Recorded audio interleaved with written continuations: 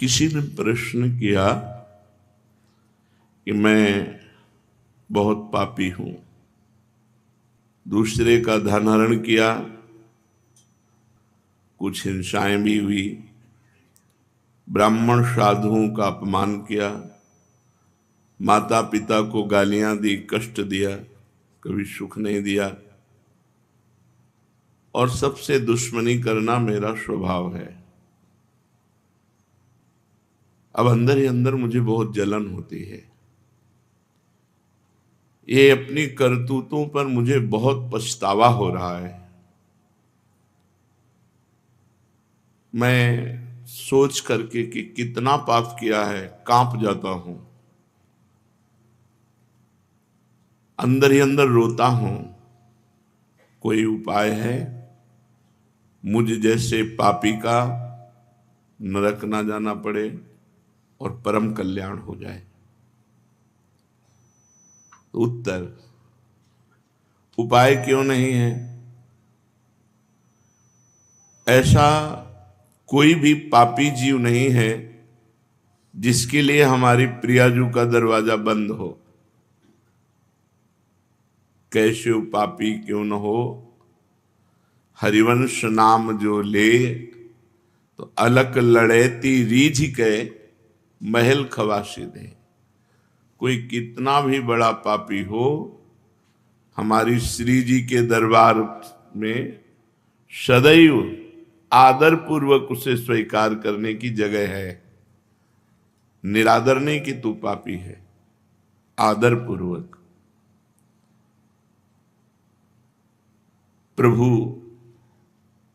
यदि पापियों को अपनाएंगे नहीं, महान पतित पावन नाम इनका अधूरा हो जाएगा। पतित पावन बड़े दयालु, इसलिए तुम्हारे लिए घबराने की कोई बात नहीं है। तुम पर उनकी कृपा हो चुकी है,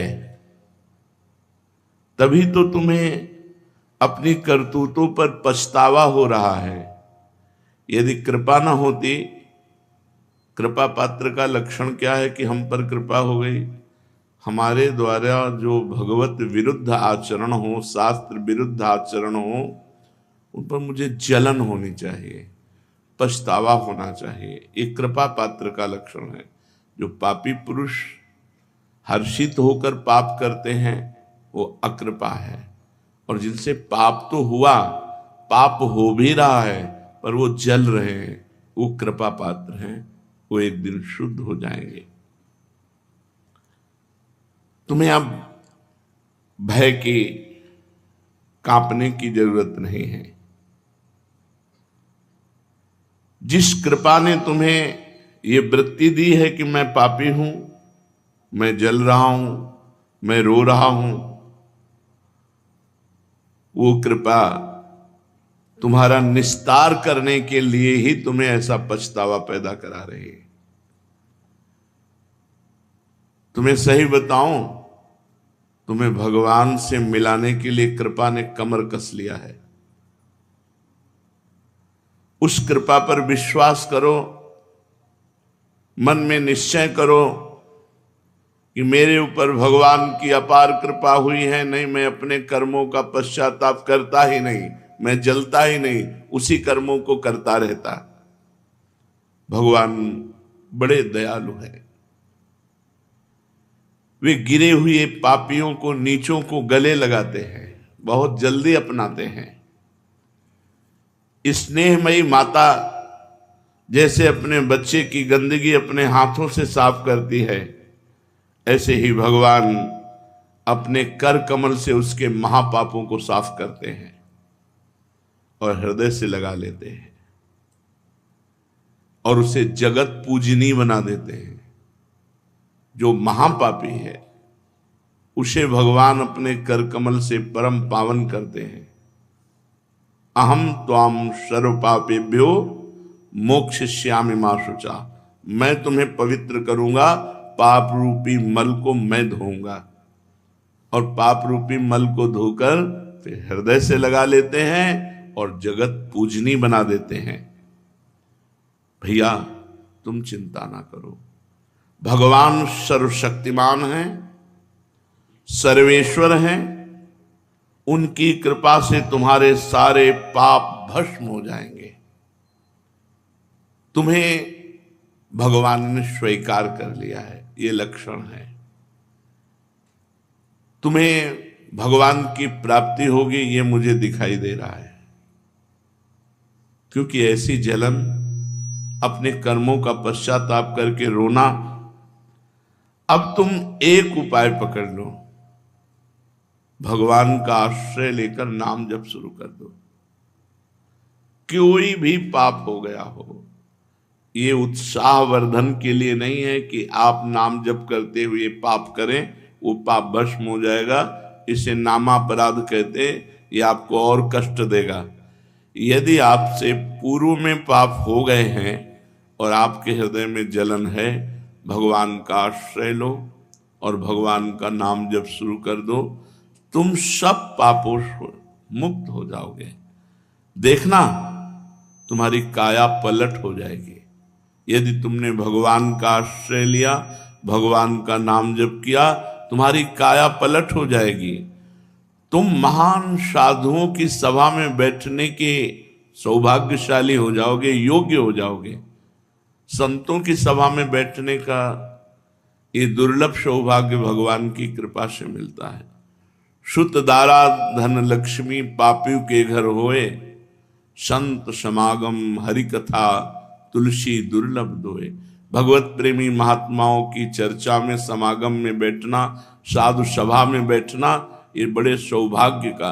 तुम साधु सभा में सौभाग्यशाली होकर बैठने लायक हो जाओगे।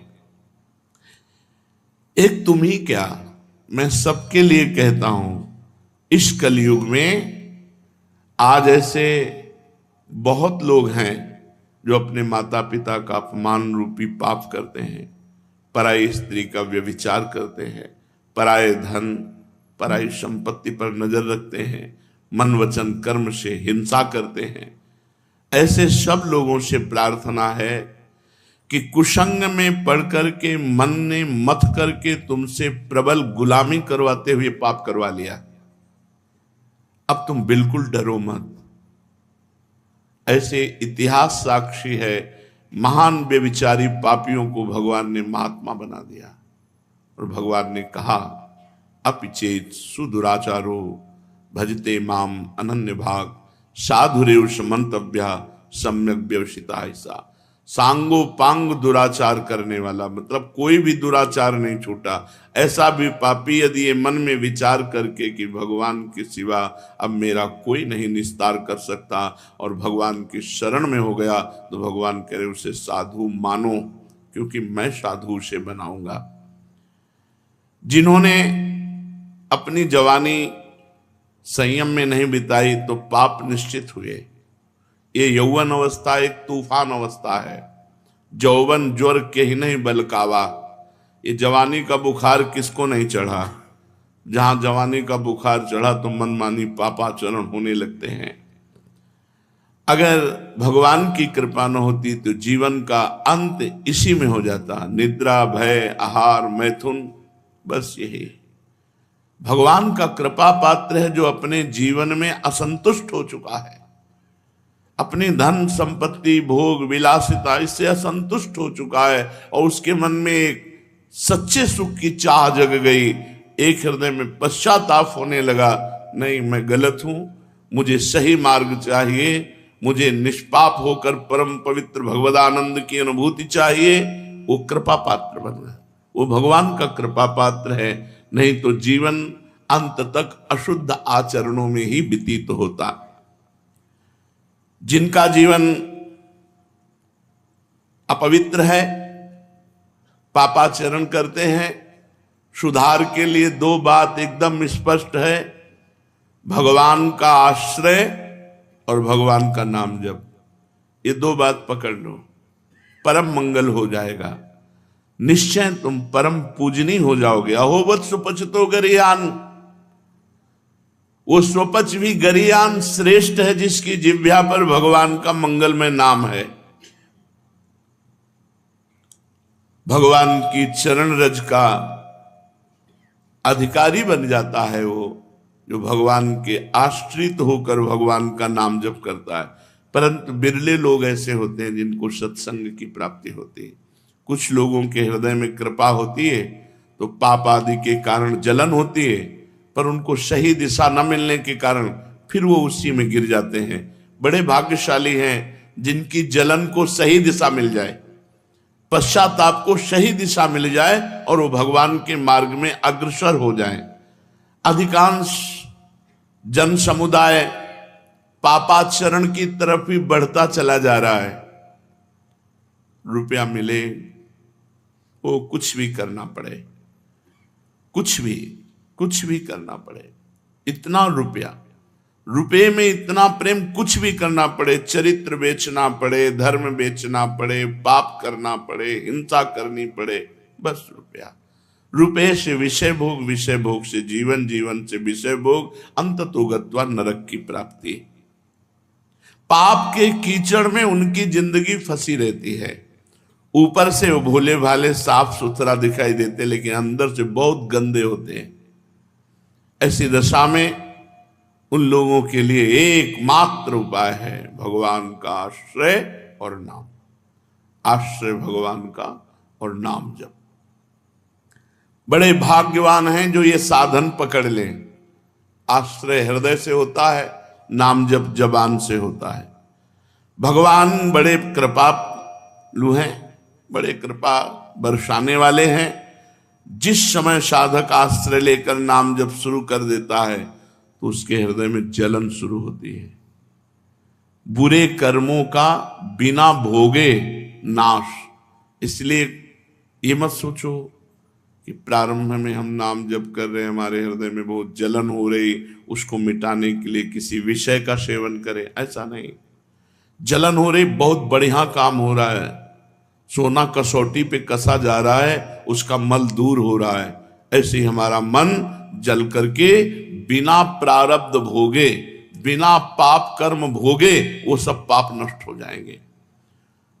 जो पश्चाताप है, जो जलन है, वो सारे पापों को नष्ट कर देगी यदि नाम जब चल रहा है साथ में। तो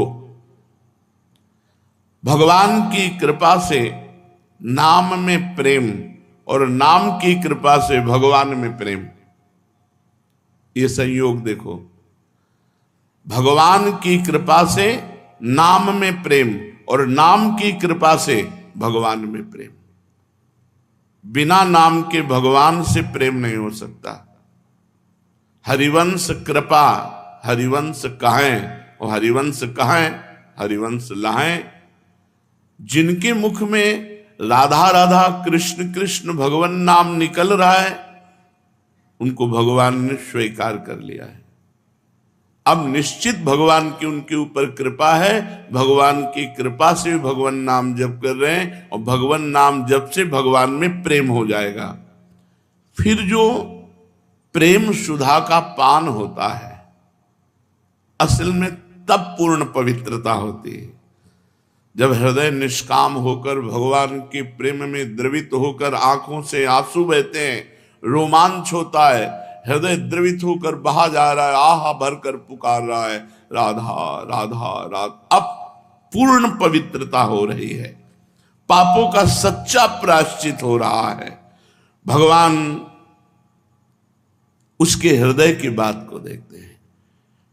फिर अब उसके हृदय में प्रार्थना प्रकट होती है, पुकार प्रकट होती है, और भगवान से वो पुकार करके कहता है, हे मेरे नाथ, हे देवाधिदेव, हे परमेश्वर, मैं बहुत भूल में था, बहुत गलती हो गई, लेकिन अब लो नशानी अब ना नशयो, अब गलती नहीं करूंगा।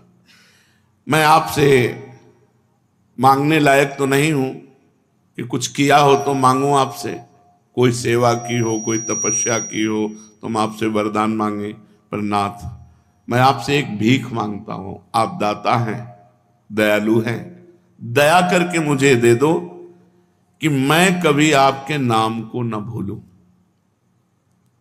सदैव मेरे हृदय देश में आपका नाम चलता रहे। मुझे बहुत अच्छी बात लगी थी परसों नरसों सत्संग में। गोस्वामी तुलसीदास जी कह रहे हैं बड़े बड़े व्रतधारी, तपस्वी, त्यागी, नियम, याज्ञिक बहुत सब हैं, इनको तराजू में हे रघुनाथ जी एक तरफ तौलिएगा और मुझे तौलिएगा। तो वैसे तो मैं भूत भविष्य वर्तमान में नीच जनों में सबसे श्रेष्ठ नीच हूं, पर पलड़ा मेरा गुरु रहेगा, क्योंकि मैंने राम नाम का आश्रय लिया है। मैंने और कोई व्रत नियम तीर्थाटन कोई और यज्ञ याग आदि नहीं, केवल आपके नाम का आश्रय लिया। इसलिए रघुनाथ जी तुम तौल के देख लो, हमारा पलड़ा भारी रहेगा, बस नाम को पकड़ लो। यहां कह रहे प्रभु यद्यपि मैं मांगने का अधिकारी नहीं हूं, क्योंकि मांगने का अधिकार तब होता है जब सेवा की हो, तपस्या की हो, व्रत नियम अनुष्ठान आदि, तो उसके बदले में मैं कुछ मांगू। पर मैं भीख मांग रहा हूं, भीख मांगने का तो अधिकार है ही, आप बहुत बड़े दाता हैं। नाथ मैं आपसे एक भीख मांगता हूं कि मैं आपके नाम को अपने हृदय से कभी भूलूं नहीं, बस यही जिंदगी का लाभ है। सब संतों की सुन करके कह रहा हूं और अपने हृदय की बात कह रहा हूं। हृदय में नाम चल रहा है, बस हमें कुछ नहीं चाहिए, लोक परलोक सुख मोक्ष बंधन ये सब हमारे लिए कूड़ा करकट है। हमारे हृदय में नाम चल रहा है, बस हम संतुष्ट है। नाम छूटा फिर हमारे पास कुछ नहीं है, फिर हमारे पास कुछ नहीं। जैसे भरे दरियाओं में नाव पलट जाए तो फिर तैरना आता नहीं, मरना ही है। ऐसे इस भव समुद्र से तैर कर पार चला जाए ऐसा वीर कोई बिरला भगवान ही है। इससे पार तो भगवान ही हो सकते हैं, दूसरा कोई नहीं हो सकता, या भगवत स्वरूप महापुरुष। लेकिन अपने लोग जैसे हैं तो अपने तो उनकी नाम रूपी नाव में बैठे हैं। नानक नाम जहाज है, चढ़े सो उतरे पार। नाम रूपी जहाज में बैठ गए, अर्थात निरंतर नाम। जब अगर नाम छूटा तो मानो नाव पलट गई। अब कहां तैरना आता नहीं तो डूब जाएंगे भव समुद्र में। इसलिए प्रभु मैं आपसे प्रार्थना करता हूं, आप मेरे हृदय देश में सदैव अपने नाम को चलाते रहिए, ये नाम चलता रहे। तुम ही मेरे अब जीवन के आधार हो। इस क्षण क्षण बदलने वाले, पल पल बनने मिटने वाले संसार में जो कुछ भी हो रहा है, जो कुछ भी सामने आ रहा है, जो कुछ भी हिल डुल रहा है, वो सब आपकी सामर्थ्य से हो रहा है। नाथ अब ऐसे हमसे कोई आचरण न हो जिससे आपका भजन छूट जाए, आपका आश्रय छूट जाए। क्या कह रहे, यहां जो कुछ भी हो रहा है वो सब आपकी सामर्थ्य से हो रहा है। तो हे नाथ अब आप ऐसी कृपा करो, अपनी माया को डांट दो, हमें ऐसी सामर्थ्य दो कि आपके विरुद्ध अब पापाचरण न हो, नाम न छूट जाए, आपका हृदय से चिंतन न छूट जाए। मेरा मन, मेरे प्राण अब आपके हवाले है। जितना जीवन बचा है वो आपके लिए है, ये प्राण समर्पित मदगत प्राणा। और मेरा मन आपको समर्पित है, आप इसको संभाल लीजिए। मेरे बस का नहीं है कि मैं मन को आप में लगाऊं, मैंने आपको दिया। अब ये भागे प्रपंच में जाए जो भी हो, आप देखो गोस्वामी तुलसीदास जी कह रहे हैं, हौ हार्यो करि जतन अतिशय प्रबल अजय, तुलसीदास बस होए तबै जब प्रभु पेरक बरजे। प्रभु जी मेरो मन हठ न तजे, हरि जो मेरो मन हठ न तजे। प्रभु मैंने बहुत उपाय करके, और सच्ची कह रहा हूं, बहुत उपाय करके देखा। कभी तो लगा कि नहीं ठीक है, कभी लगा कि जहां थे वहीं है, क्योंकि मन की वही स्फुरना, वही चाल। तो हाँ हार्यो कर जतन, बड़ी साधना करके हार गया। अतिशय प्रबल अजय, बहुत बलवान मन है। अब एक उपाय सूझा है, तुलसीदास जी कहते हैं, तुलसीदास बस होए तबै जब प्रभु पेरक बरजे। इस मन को प्रेरणा देने वाले आप ही हो, मुझे पता है। आप इसे रोक दीजिए नाथ। उस हृदय से प्रार्थना होती है, हे प्राणाराम, मैं अब बहुत संतुष्ट हूं, क्योंकि आपका आश्रय मिल गया, आपका नाम जप चल रहा है। आपसे प्रार्थना है, अब जो करूं तुम्हारी प्रेरणा से करूं, तुम्हारे संकेत से करूं, और सही प्रार्थना ये कर रहा हूं कि तुम हृदय में बैठ के करा लेना। हमारा उद्देश्य अब केवल आप हैं। आप हमारे हृदय में विराजें, प्रेम से विराजें। आपका घर है, ये सब कुछ आपको समर्पित है। आपके सिवा मेरा अब कोई नहीं है। बस आपसे एक ही प्रार्थना है कि मैं आप में तुच्छ नगण्य नाचीज हर समय लगा रहूं। कभी वाणी पाठ, कभी सेवा, कभी नाम जप, कभी कीर्तन, कभी शांत बैठकर मंत्र जप, मैं आप में लगा रहूं। अगर ये नाम जप और आश्रय है तो बड़े से बड़ा पाप नष्ट हो जाएगा और हमें भगवत प्रेम प्राप्त होगा। हमारी आर्त भावना जागृत होगी, जिससे हमें भगवत साक्षात्कार हो जाएगा। उपासक का हर क्षण अपने इष्ट के ही विचार में व्यतीत होना चाहिए। कहीं ना कहीं हमारा अन्य चिंतन होता है, अन्य आश्रय होता है। कभी कभी उपासक फंस जाता है, सामने वाले को प्रसन्न करने की चेष्टा में कभी कभी उपासना में बाधा खड़ी हो जाती है। ये कैसे संतुष्ट होगा? ये बहुत बड़ी कमी है। इसी को कहा गया है, दया बिना साधु कसाई, और दया करी तो आफत आई। सामने वाले को परमार्थ का उपदेश करके दूर हट जाना चाहिए। वो पकड़े परमार्थ को तब तो उसको निकाला जा सकता है, और यदि कहीं कि इसको संतुष्ट करके निकाला जाए तो वो कभी संतुष्ट नहीं हो सकता। ऐसी नीच वृत्ति होती। जितना आप उसको निकालने की चेष्टा करेंगे उतना ही वो आपको दलदल में धंसाता जाएगा। ये प्रकृति का सिद्धांत है, इसलिए उपासक को निरपेक्ष रहना चाहिए, किसी की अपेक्षा नहीं रखनी चाहिए। ये अनुभूत बात कह रहे हैं। जो संतों से अनुभूत है वही हृदय में अनुभव में आता है। उपासक को यदि कभी ऐसा अवसर मिले कि किसी को भगवत मार्ग में बढ़ाना है तो वो ये ध्यान रखे कि हमें अपने को बचा करके इसको निकालना है। कहीं उसके मन की संतुष्टता के द्वारा हम परमार्थ निरूपण करेंगे तो वो कभी नहीं निकल पाएगा, क्योंकि उसका मन ये समझ जाएगा कि हमारे अनुकूलता को लेकर ये विचारवान है, हमारी अनुकूलता के लिए, बस वो आपको रौंद देगा। और परमार्थ का उपदेश दिया और निरपेक्ष हो गए और वो आप पर आसक्त होता चला जा रहा है, वो निकल जाएगा। त्रुटि यही हो जाती है उपासक से कि इसको कैसे संतुष्ट करूं, वहीं उसका पतन हो जाता है।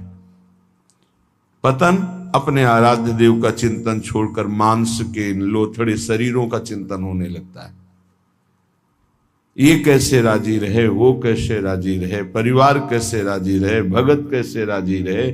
निकले थे हरि को राजी करने के लिए और हो गया प्रपंच को राजी करना। ये बहुत सूक्ष्म बात है।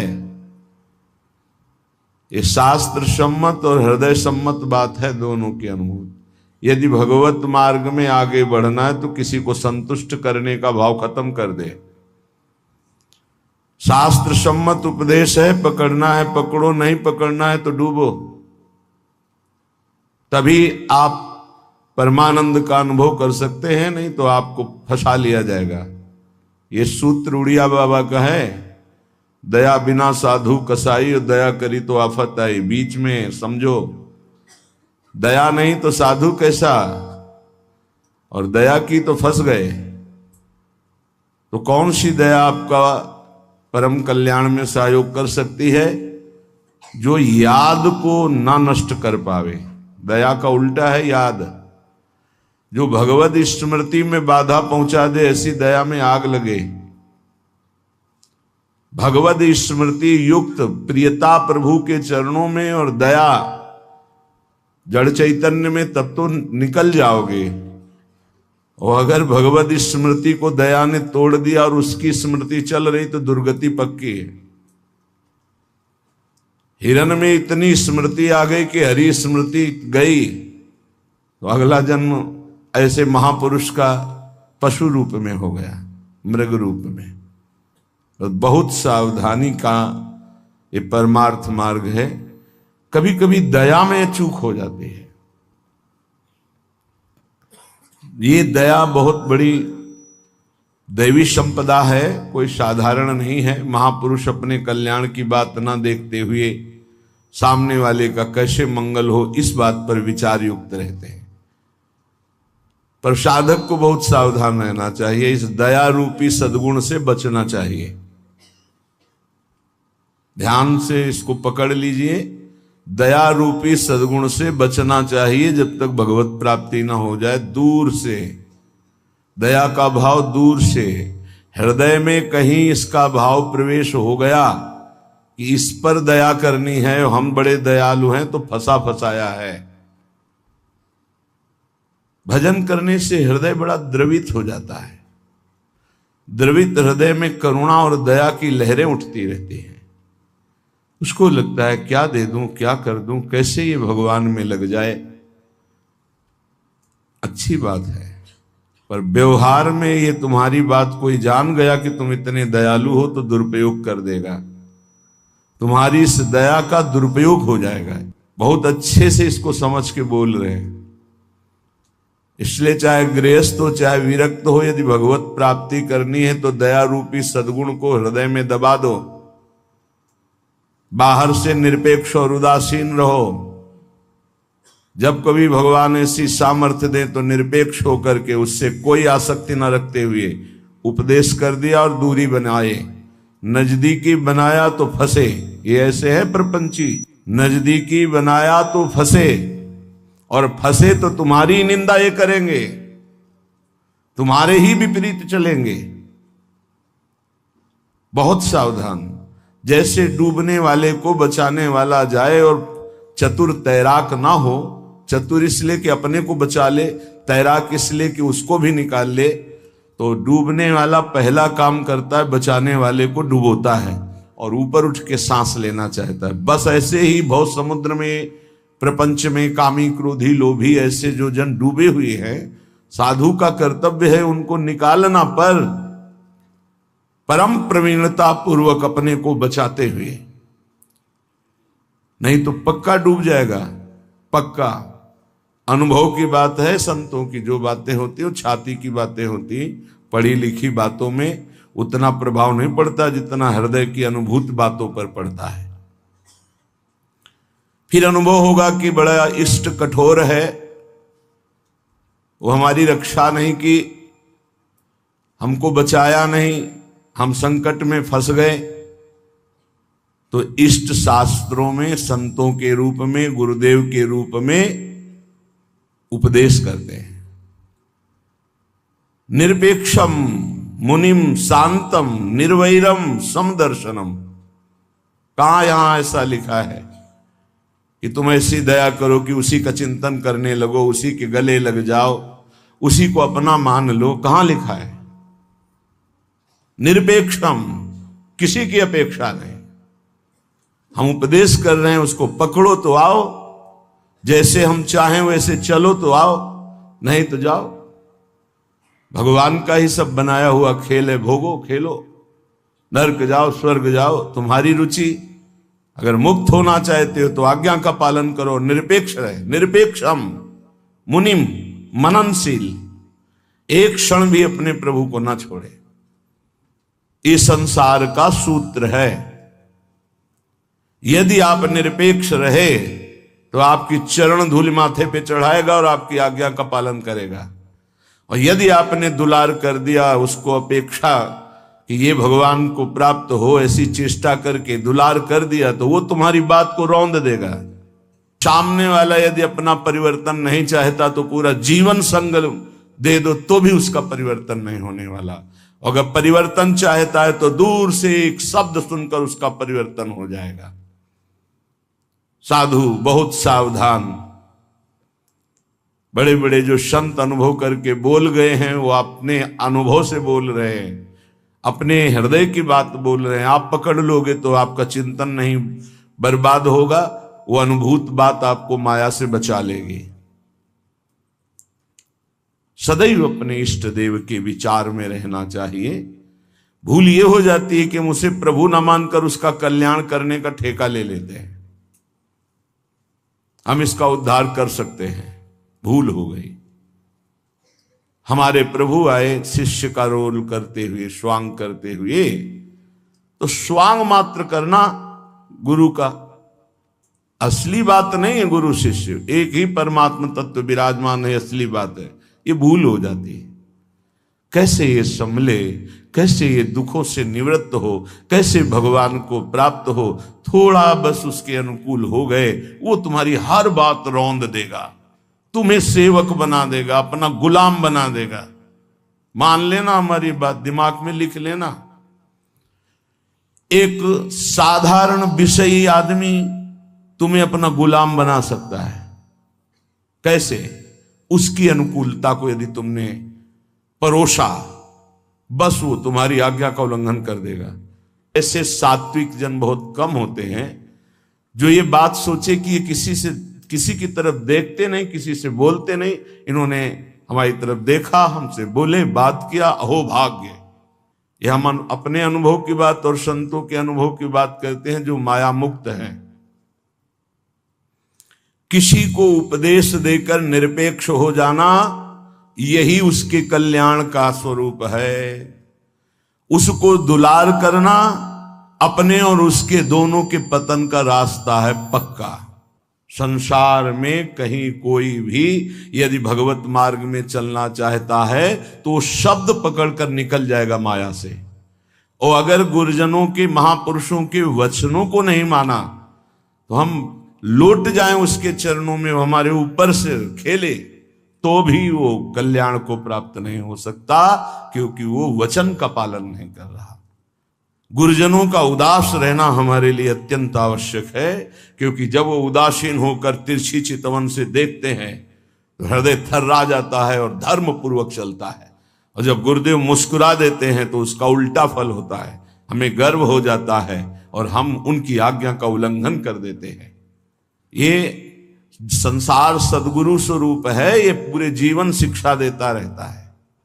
इसलिए हम बैरागी, भगवत मार्ग के अनुरागी या गृहस्थ में जो वैष्णवजन हैं, उनको ये जो दूसरों को उपदेश देना, दूसरों के कल्याण का ठेकेदार बन जाना, ये बहुत ही घातक खेल है।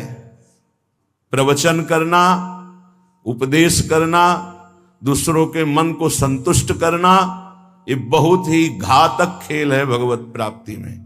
तब तक मुंह नहीं खोलना चाहिए जब तक स्वयं साक्षात्कार भगवान का न कर ले, नहीं तो मिटिया मेट साधना को करने के लिए ये माया प्रपंच बहुत विचित्र है। उस समय आपको अनुभव होगा कि भगवान बहुत कठोर हैं, हमारी बात नहीं सुनते, हमें बचाया नहीं, इसीलिए पहले भगवान संत और शास्त्रों के रूप में बोल दिए हैं। ऐसा करोगे तो परिणाम ऐसा होगा। सावधान, तब तक कभी किसी को शिष्य ना बनावे जब तक स्वयं भगवत प्राप्त ना हो जाए। तब तक कभी प्रवचन उपदेश ना करे जब तक स्वयं प्रवचन उपदेश का आचरण जीवन में उतर ना जाए। जब सामने वाले में भगवान का दर्शन हो तो फिर स्वांता सुखाए तुलसी रघुनाथ गाथा। अपने अंतःकरण में भगवत प्रेम उल्लसित होते हुए भगवत चर्चा, ये आत्म सुख के लिए है। नहीं तो बाधा पड़ जाएगी, पक्का बाधा पड़ जाएगी। इष्ट का चिंतन छूट करके इसको कैसे प्रसन्न करें, इसको कैसे राजी करें, इसको कैसे दुलार करें, बस इसी में अब आप विचार करो। एक संसार त्यागी वैरागी भगवान के मार्ग का पथिक प्रपंचिक शरीराभिमानी भोगी विषयी पुरुषों के संतुष्टता के लिए वो विचारवान हो गया। ये विचार है गलत। तुम्हारे विचारों का उनके विचारों में प्रवेश हो जाए और वो तुम्हारे विचार में मगन रहे, तब उनका कल्याण होगा। तुम अपने विचारों को दबाकर उनके विचार में मगन हो गए, तुम्हारा पतन हो जाएगा। इसीलिए प्रचार प्रसार के लिए सिद्ध पुरुषों का अधिकार है। श्री वृंदावन दास जी महाराज विचारत ऐसे ही दिन जात, रात दिन इसी विचार में मगन रहो। श्यामा श्याम का नाम, श्यामा श्याम का रूप, श्यामा श्याम की लीला। कब मिली हो ब्रज जीवन प्यारे, गोरे सावल गात, विचारत ऐसे ही दिन जात। उपासक का कैसे दिन जाता है, कैसे रात जाती है? विचारत ऐसे ही दिन जात। कब मिली हो ब्रज जीवन प्यारे, कब मिली हो, कब मिली हो, विचारत ऐसे ही दिन जात। कब मिली हो ब्रज जीवन प्यारे, गोरे सावल गात, विचारत ऐसे ही दिन जात। कब मिलोगे? इतने दिन हो गए अभी तक साक्षात्कार नहीं हुआ। आज का दिन गया, आज की रात गई, फिर दिन आया। प्रभु कब मिलोगे, कब मिलोगे? ये व्याकुलता, यहां दूसरे के चिंतन की कोई गुंजाइश नहीं है। दया से चिंतन में फिसला साधक। ये हिरण का बच्चा मर जाएगा अगर हम इसकी रक्षा नहीं करेंगे। चलो ठीक, बाहर निकाल लिया, अब इसका पालन पोषण करना, चलो ये भी ठीक। 10-5 दिन में छोड़ देते, नहीं, गले लगा लिया, अगला जन्म हिरण का हो गया। बहुत बुरी तरह साधक दया में फंस जाता है। आसपास ऐसा जाल बिछ जाता है कि निकलना मुश्किल हो जाता है। दया से बहुत बचो, ये भागवतिक सद्गुण है, आता है हृदय में, द्रवित होता है हृदय। जहां दूसरों का चिंतन हुआ तहां चिंतन अपना बदल जाता है। फिर क्या होता है? कहीं बे में नियरे से लागत, सपन्यों नहीं दर्शात। अब कछु निठुर भय या जुग में, ताते मन पछतात, विचारत ऐसे ही दिन जात। वो बातें तो प्रभु की करता है, लेकिन ऐसा अनुभव में नहीं है। बहुत दूर प्रभु होते हैं। कहीं बे में नियरे से लागत, सपन्यों नहीं दर्शात। स्वप्न में भी प्रभु नहीं आते। क्यों? गजब की बात है, साधक जीवन भर चिंतन को संभालता रहता है। दूसरे पर दया करके वो अपने कीमती चिंतन को दे दिया है, वो समझ नहीं पाता क्या हमारे से इनको मिल रहा है। इन्होंने अमोघ चिंतन छोड़ करके मुझे अपना लिया, मेरा चिंतन करते हैं, मेरे दोषों को मेरे सामने रखते हैं, मेरे को अपना मानते हैं, इसलिए प्राण न्यौछावर हो जाने चाहिए। लेकिन नहीं, वो प्राण ले लेगा उसके, अगर ऐसी गलती की कोई उपासक। निज अनुभव कहो खगेसा, वो तुम्हारे प्राण ले लेगा, वो तुम्हारी जीवन भर की चिंतन वृत्ति को रौंद देगा यदि तुमने दया कर दिया। इस बात को समझ लेना। संतों का संग क्यों सुना जाता है? शास्त्रों में वही सब लिखा है। उसको अपने अनुभव से डुबो कर बोलते हैं। कही बे में नियरे से लागत, सपने हूं नहीं दरसात। अब करो प्रवचन। हृदय में आश्रय दूसरे का, चिंतन दूसरे का, संबंध दूसरे का, तो स्वप्न में भी आपके आराध्य देव नहीं झलकेंगे। फिर क्या हृदय कहेगा? अब कछु निठुर भय आ जुग में ताते मन पछतात। अब भगवान में नहीं सुनते, बहुत कठोर हो गए। हमें लगता है इस युग में पहले बहुत जल्दी कृपा करते थे। हम आपको बताते हैं कलयुग में सबसे जल्दी भगवान प्रसन्न होते हैं। ठाकुर जी को जब यशोदा मैया रस्सी से बांधती हैं तो रास लीला में दर्शन करवाते हैं कि मैया ने कसम धरवानी शुरू की कि बंद जा लाला, हर रस्सी 2 अंगुल छोटी। तो उनको पता है भगत बहुत प्यारे हैं। पहले तो बड़ी कसम खवाई निज भगवान के स्वरूपों की, नहीं बंधे।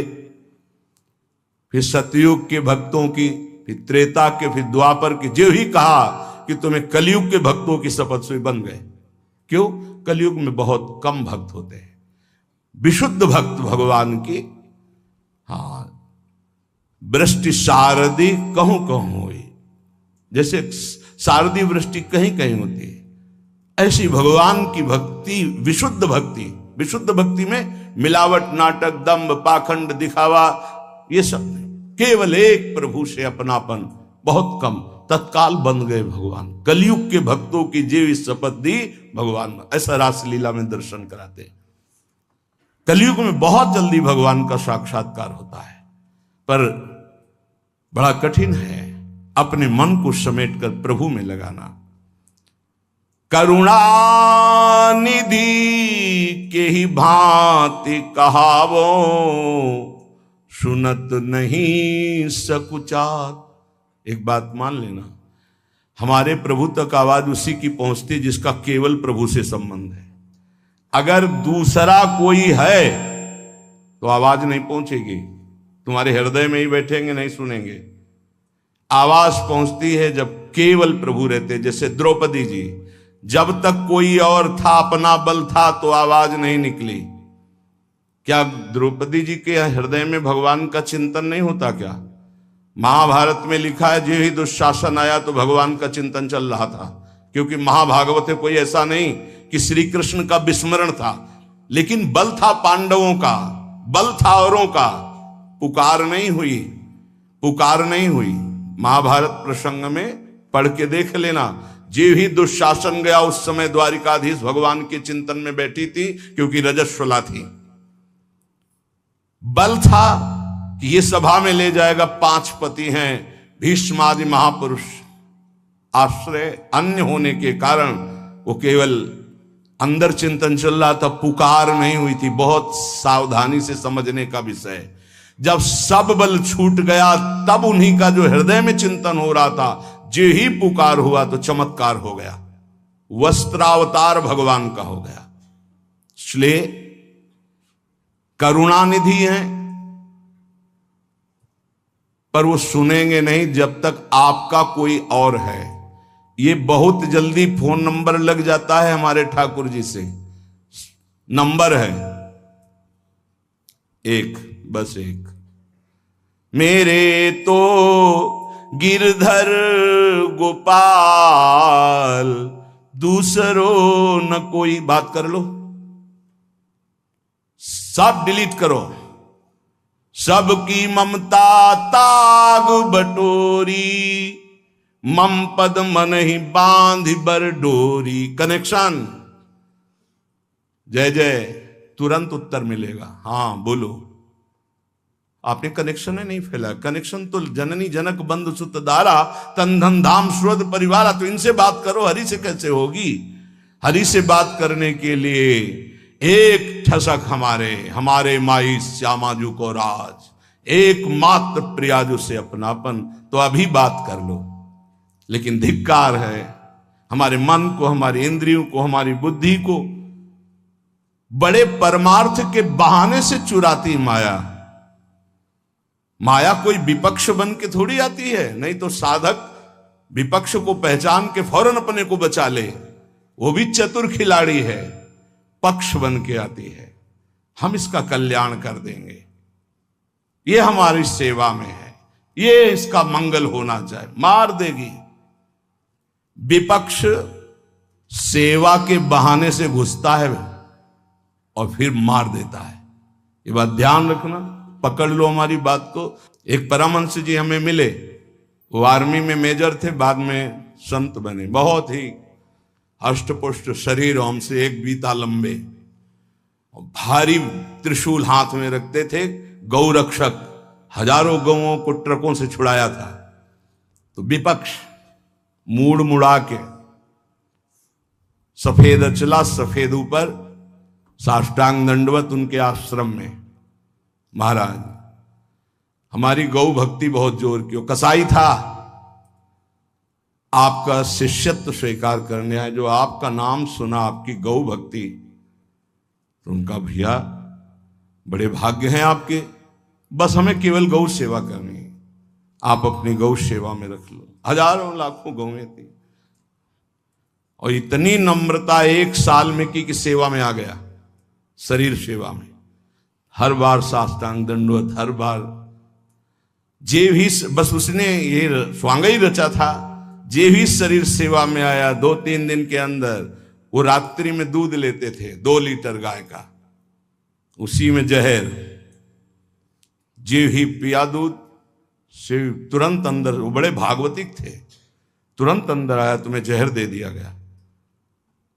बुलाया, कहां है वो, गायब, है ही नहीं। 5 लीटर गौमूत्र पिया, हमसे एक बीता लंबे से, बस उनको यही समझ में गाय बचा सकती है। 5 लीटर जो ही गौमूत्र पिया, 5 मिनट में ही इतनी उल्टियां हुई कि सब बाहर, थोड़ी देर के लिए मूर्छित रहे, कोई डॉक्टर की जरूरत नहीं पड़ी और ठीक हो गए। एक तो भागवतिक दिव्य श्रद्धा उनकी, दूसरी गौमूत्र ने उनको बहुत सी उल्टियां करा दी।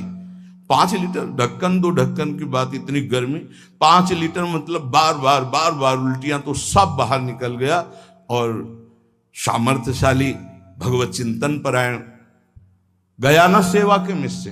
विपक्ष कभी विपक्ष बनकर नहीं आता, मित्र बनकर आता है।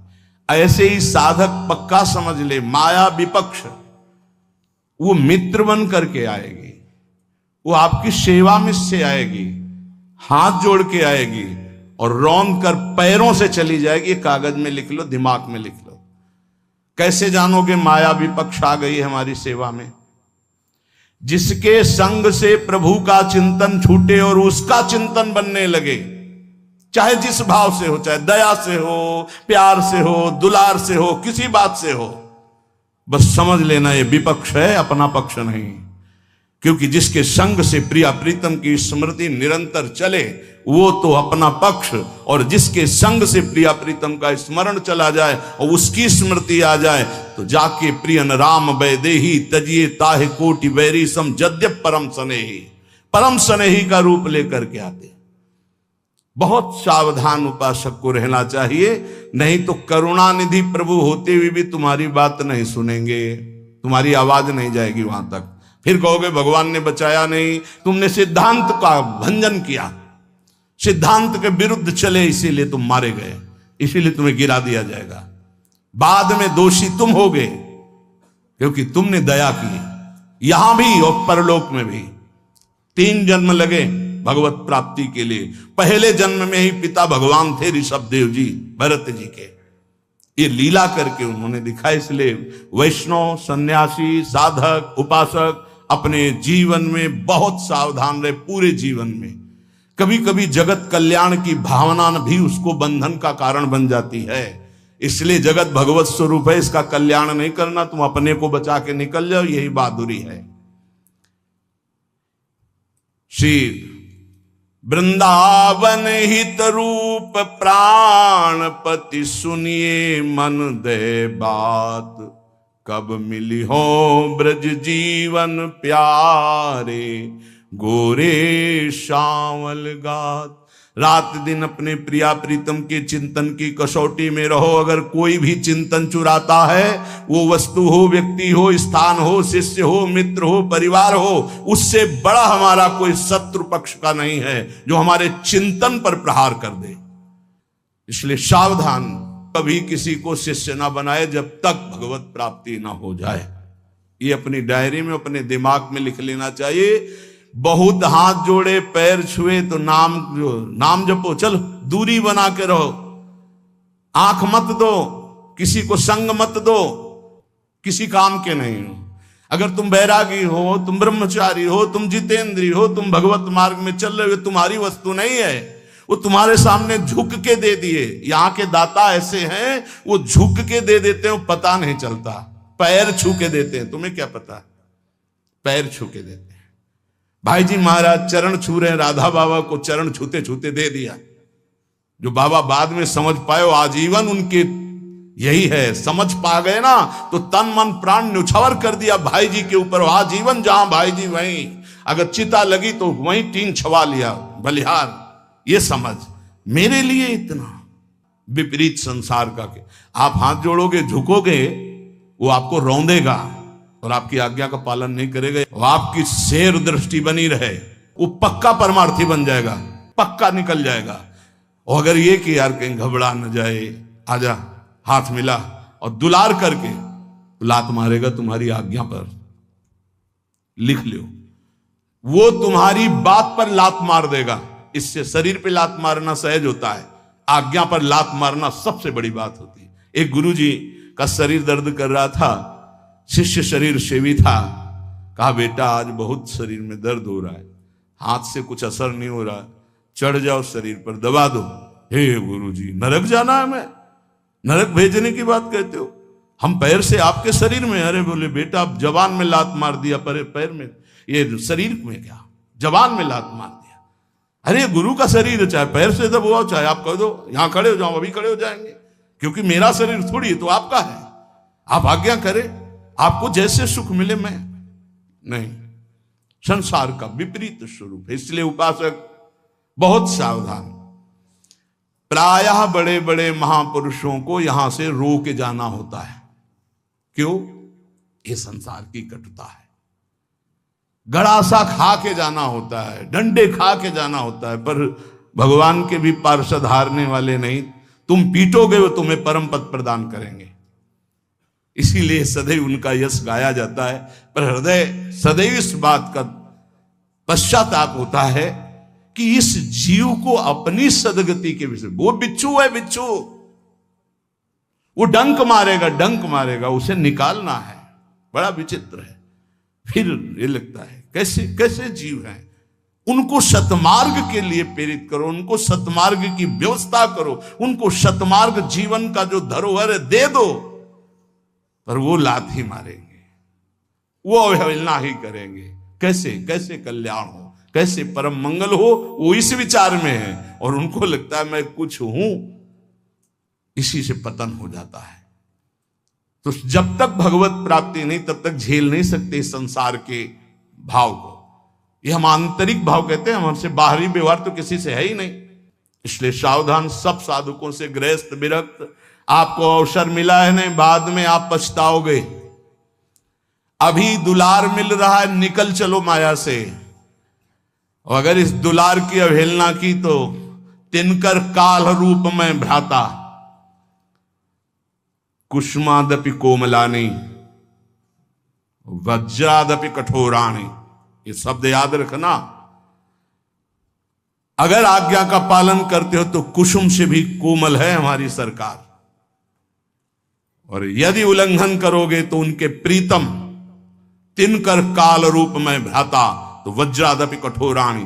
फिर कह रहे हैं करुणानिधि हैं, पर की बात कहा वो सुनत नहीं।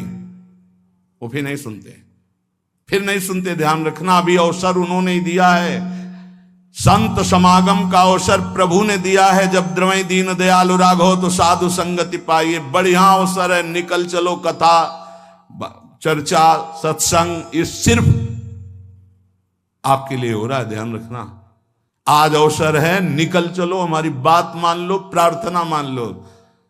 गुरु परोसता है सच्चिदानंद नाम, सच्चिदानंद रूप, सच्चिदानंद लीला, सच्चिदानंद धाम।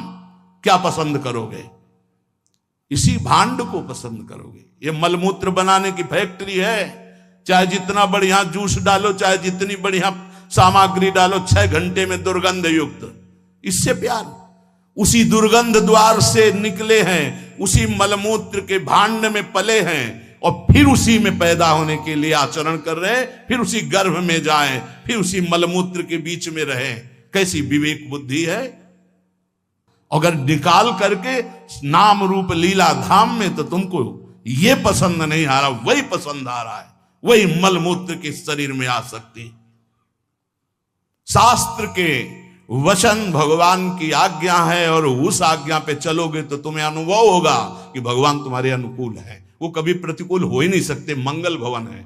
लेकिन विपरीत आचरण करने के कारण तुम्हारी विपरीत बुद्धि अनुभव कराती कि भगवान प्रतिकूल है, गुरु भगवान प्रतिकूल हैं। ऐसा नहीं होता। इसलिए बहुत संभल करके, बहुत थोड़ा जीवन है, और उसको अगर संभाल के निकाल ले गए तो भगवान की प्राप्ति सहज में हो गई।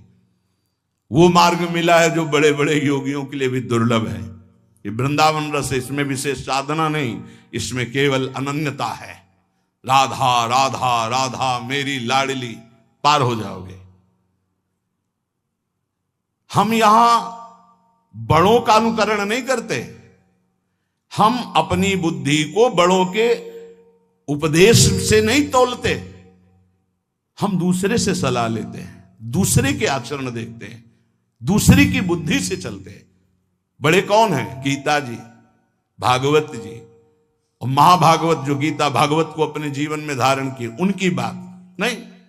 हम देखते हैं उन नीच पुरुषों की बात, जो नीचता के आचरण करते हुए भ्रष्ट होते हुए जा रहे हैं, उनकी बात देखते हैं, उनकी बात सुनते हैं, उन्हीं के आचरण करते हैं। ये बातें पकड़ लोगे कभी फंसोगे नहीं। हम कभी एकांत में नहीं समझाते, अगर डांटना है तो सभा में ही डांटते हैं। बात हमारी पकड़ लेना। अगर हमसे जुड़े हो, चाहे गृहस्थ हो चाहे विरक्त हो, तब तक किसी को घास मत डालना जब तक प्रिया प्रीतम ना दिखाई दे दे। हम यहां माइक से तुम्हें कह रहे हैं, जब तक गोरे सांवले गात का साक्षात्कार ना हो जाए, अगर ना हो जाए तो जीवन में किसी को शिष्य मत बनाना। नियम लिया था कि कभी नहीं बनाएंगे, पर गुरु आज्ञा करी ऐसी। गुरुदेव की आज्ञा के आगे चाहे सैकड़ों नरक मिले, उससे कोई फर्क नहीं पड़ता। गुरुदेव की आज्ञा में हमारा जीवन चाहे जिस कोटि का हो जाए, इसका कोई फर्क नहीं पड़ता। पर हम तुम्हें आज्ञा दे रहे हैं, जब तक सांवले सरकार और गोरे चरणारविंद का साक्षात्कार ना हो जाए, ममता ना हो जाए, कभी किसी को शिष्य ना बनाना। नहीं तो उनका उद्धार होगा कि नहीं पता नहीं, लेकिन तुम्हारा नहीं होगा। ऐसा फिसलन का ये मार्ग है। उपदेश देना, शिष्य बनाना, प्रचार करना, मतलब मिट्टी में मिल जाना।